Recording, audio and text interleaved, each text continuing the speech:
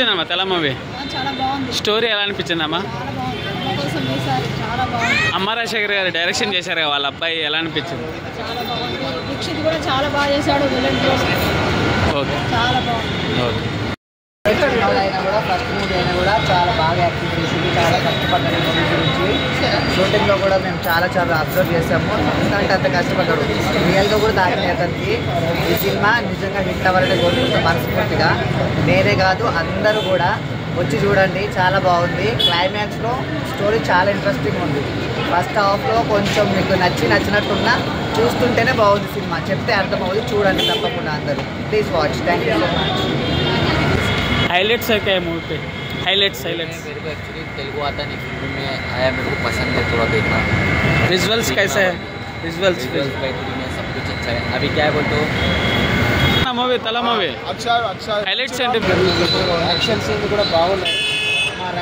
Dixit villain కూడా బాగా action అంతా బాగుంది, చాలా బాగుంది.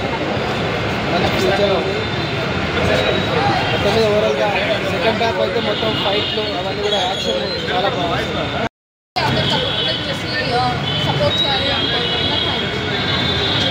డైరెక్షన్ హీరో యాక్షన్ చాలా బాగుంది, చాలా బాగుంది.